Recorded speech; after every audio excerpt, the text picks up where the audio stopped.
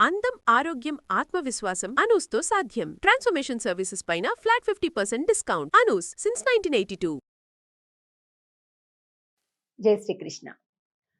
ఆండాళ్ తిరువడిగళే శరణం. మార్గశీర్ష మాసంలోకి ప్రవేశించేశాం. ఈ రోజు నుండి ధనుర్మాస వ్రతం ప్రారంభమవుతుంది. మొదటి రోజు మొదటి పాసురం. నిదానంగా ద్రవిడ పాశురాన్ని, ఆండాళ్ తల్లి నోటి నుండి వెలువడినటువంటి పాశురాన్ని చెప్తాను. ఒక్కొక్క పదాన్ని చూస్తూ జాగ్రత్తగా అనుసరించి పాసుర విన్నపం చేద్దాం. మొదటి పాసురాన్ని విశేష పాసురము అంటారు.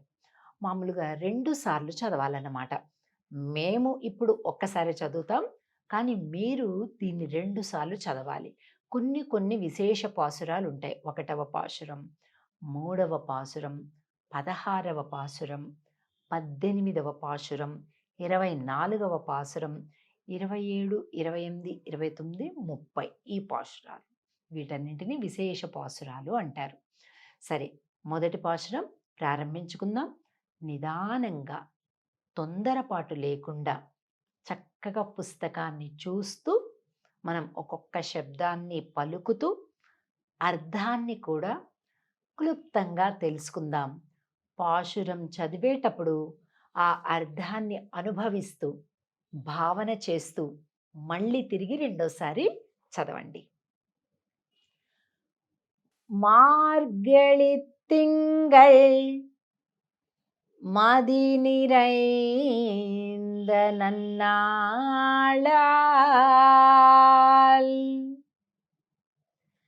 நீராட போதுவீர் போதுமினோ நேரிழையீர் சீர்மல்கும்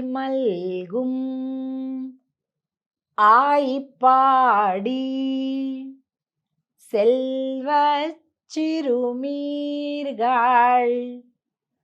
கூர்வேல்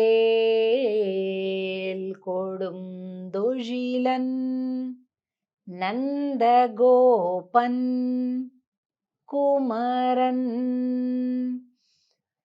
ஏராரந்த கண்ணி யசோதை இளம் சிங்கம் கார்மேனி செம்கண் கதிர் மதியம்போல்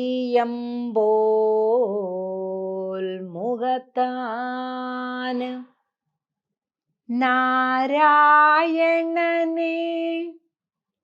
நமக்கே பறை தருவான் பாரோர் புகழ படிந்து ஏலோரெம்பாவாய்.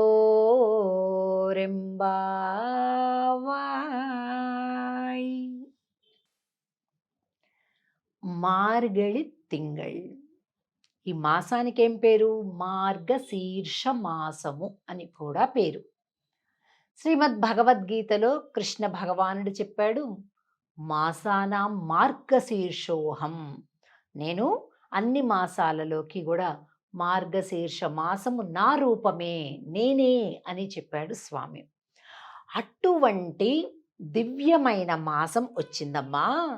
ఈ నందగోవ్రజంలో ఉండేటటువంటి వీళ్ళందరూ కూడా, నందవ్రజంలో ఉన్నటువంటి గోపికలందరూ కూడా మనం స్నానమాడాలి, స్వామి దగ్గరకు వెళ్ళాలి, వ్రతం చేయాలి. ఆ వ్రతం చేయటానికి ముందుగా స్నానం చేయాలి. అందరూ కలిపి రెండహో అని ఒకరికొకరు పిలుచుకుంటూ ముందుకు సాగేటటువంటి వ్రతమే తిరుప్పావై వ్రతం. చాలా ఆశ్చర్యంగా 30 పాసురాలలో 27, 28, 29 ఎన్ని పాసురాలు గడిచినా ఇంకా స్నానానికి వెళ్దాము అనే కనిపిస్తుంటుంది. ఏమండి, ఇదే వ్రతం ఇంకా స్నానమే పూర్తి కాకపోవటం ఏంటి, 30 పాసురాలు అయిపోవడం ఏమిటి అనే సందేహం చాలామందికి వస్తుంది. ఈ వ్రతానికి ఇంకొక పేరేంటంటే స్నాన వ్రతం అని పేరు. స్నానం అంటే నీళ్లతో చేసేదే అని మాత్రమే కాదండి. తిరుప్పావయి గొప్ప నిధండి. ఎంత తవ్వుతూ ఉంటుంటే అన్నన్ని గొప్ప అర్థాలు బయటకొస్తుంటాయి. పైకి చూడడానికి స్నానం అంటే మామూలుగా నీళ్లతో చేసేటటువంటి కొలనులో చేసేటటువంటి ఈ స్నానం అనుకుంటారు. కానీ గంభీరమైనటువంటి లోతైనటువంటి అర్థాన్ని చూస్తే భగవంతుడి కళ్యాణ గుణాలతోటి స్నానం చేయటం. అంటే ఒళ్ళంతా, మనసంతా, ఆలోచనంతా భగవంతుడి యొక్క గుణగణాలతోటి నిండిపోవడం. అందరు భక్తులు కలిస్తే జరిగేది అదేనండి కదా! కనుక స్నానమాడదాం రండి అంటూ చెలికత్తెలతోటి, స్నేహితురాళ్ళతోటి, బంధువులతోటి అందరూ ఒకరికొకరు పిలుచుకుంటూ ముందుకు సాగేటటువంటి వ్రతం. మనకేమర్థం అవ్వాలి? తిరుప్పావై అంటే మనమొక్కళ్ళం చేసుకునేది కాదు వ్రతం. 10 మందిని పిలవాలి. మన స్నేహితురాల్ని పిలవాలి. ఇంట్లో పిల్లల్ని అందులో అన్వయింప చేయాలి. పెద్దవాళ్ళు, పిల్లలు, బంధువులు, స్నేహితులు, ఆఫీస్‌లో ఉండేటటువంటి కొలీగ్సు, క్లాస్‌మేట్సు, వాట్సాప్ గ్రూపులలో ఉండేటటువంటి ఫ్రెండ్సు, ఫేస్‌బుక్‌లో ఉండే ఫ్రెండ్సు అందరినీ కలుపుకోవాలనమాట. రండమ్మా రండి, తిరుప్పావై వ్రతం ప్రారంభమైంది. ఇగో ఇలా చూడండి. ఏం లేదండి. పెద్ద కఠినమైన నియమాలేమీ లేవు. కేవలం తెల్లవారుజామున లేవడం, కూడని ఆహారాలు తినకుండా ఉండడం, కూడని మాటలు మాటలాడకుండా ఉండడం, ఇలాంటి కొన్ని చిన్న చిన్న నియమాలు రెండవ పాశురంలో చెప్తారు. అది తెలుసుకుందాం. కానీ మనం మొదటి రోజు కూడా ఒక పొంగలి నివేదన చేయటం, తలస్నానం చేయటం విశేష పాశురాల రోజులలో, అలాగే ఈ పాట, ఈ పాశురం వినడము, చదవటము, దీని అర్థాన్ని తెలుసుకోవటం. అంతే, ఇదే వ్రతం. కనుక అమ్మా, మంచి పౌర్ణమి రోజులు ప్రారంభమయ్యాయి. రా, ఎక్కడికెళ్ళాలి? స్నానానికి వెళ్ళాలి. ఎందుకోసం వెళ్ళాలి? శ్రీకృష్ణుని పొందటానికి వెళ్ళాలి. ఎలాంటి వాడో తెలుసా? పెద్ద పెద్ద కళ్ళు కలిగినటువంటి యశోదమ్మ దగ్గర సీరియస్ సింహపు పిల్లలాగా ఎగురుతూ ఉంటాడే, వాడి దగ్గరికి వెళ్ళాలి మనం. అలా ఉంటాడా? కాదు. నందుడి దగ్గర ఎలా ఉంటాడట? చాలా వినయంగా ఉంటాడట. తండ్రి దగ్గరేమో భయభక్తులతో వినయంతో ఉంటాడట.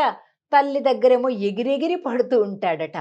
సూర్యుడు, చంద్రుడు తన నేత్రాలుగా కలిగినటువంటి వాడు మన ఎదురుగా చిన్న పిల్లవాడిలాగా ఉన్నాడు. కానీ ఎవరనుకున్న అమ్మ, నారాయణుడు, సాక్షాత్తు నారాయణుడే మన నందవ్రజంలోకి వచ్చాడు. పదండమ్మ పోదాం, స్నానమాడదాం, స్వామి దగ్గరకు వెళ్దాం అని అంటూ పారోరు పుగుజ, ఊరు వారందరూ చూసి పొగిడేలాగా గొప్పగా చేద్దాం మనం మన వ్రతాన్ని అని చెప్తున్నారు ఈ పాశురంలో.